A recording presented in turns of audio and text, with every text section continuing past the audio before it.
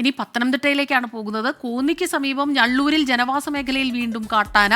മുൻ പഞ്ചായത്ത് അംഗം കിഴക്കേ ചെരുവിൽ ബിജി വർഗീസിന്റെ വീടിന്റെ മുറ്റത്താണ് രാത്രിയിൽ കാട്ടാന എത്തിയത്. AV ജയശങ്കർ ചേരുന്നു പത്തനംതിട്ടയിൽ നിന്ന് വിവരങ്ങളുമായി. ജയശങ്കർ, ഈ വീടിന്റെ മുറ്റത്ത് കാട്ടാന എത്തുന്നു എന്ന് പറയുമ്പോൾ വല്ലാത്ത പരിഭ്രാന്തി ഉണ്ടാക്കുന്നുണ്ട്. ഇപ്പോൾ കാട്ടാന തിരികെ പോയോ? അവിടുത്തെ ഇപ്പോഴത്തെ ഒരു അവസ്ഥ എന്താണ്?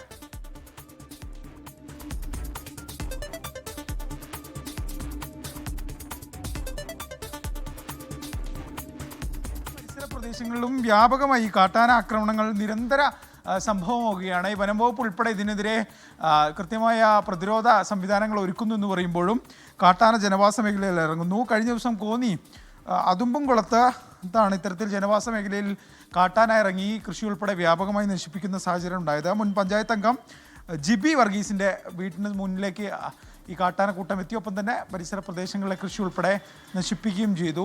ഈ കാട്ടാനകളെ പ്രതിരോധിക്കണം, ഇല്ലെങ്കിൽ ഇവ വനത്തിൽ നിന്ന് ഇറങ്ങുന്നത് തടയണമെന്ന് നാട്ടുകാരുൾപ്പെടെ വലിയ തോതിൽ ആവശ്യപ്പെടുന്നുണ്ട്. പക്ഷേ വനം വകുപ്പിൻ്റെ ഭാഗത്ത് നിന്ന് പ്രത്യേക ഡ്രൈവുകൾ ഉൾപ്പെടെ നടത്തുകയും ചെയ്യുന്നുണ്ട്. പക്ഷേ കാട്ടാന ഇറങ്ങുന്നതിനും കൃഷി നശിപ്പിക്കുന്നതിനും കോന്നിയിലും പരിസര പ്രദേശങ്ങളിലും ഒരു മാറ്റവുമില്ല. കഴിഞ്ഞ ഒരു മാസത്തിനിടെ നമ്മൾ 20-ലധികം തവണ ഈ കാട്ടാനാക്രമണവുമായി ബന്ധപ്പെട്ട വാർത്തകൾ നിരന്തരം നൽകിയിട്ടുണ്ട്. പക്ഷേ അപ്പോഴും ഈ കാട്ടാനകൾ ജനവാസ മേഖലയിൽ ഇറങ്ങുകയും ജനങ്ങളുടെ സുസ്ഥ ജീവിതത്തെ അത് തടസ്സപ്പെടുത്തുകയും ചെയ്യുന്നത് ഇങ്ങനെ ആവർത്തിച്ചുകൊണ്ടിരിക്കുകയാണ്.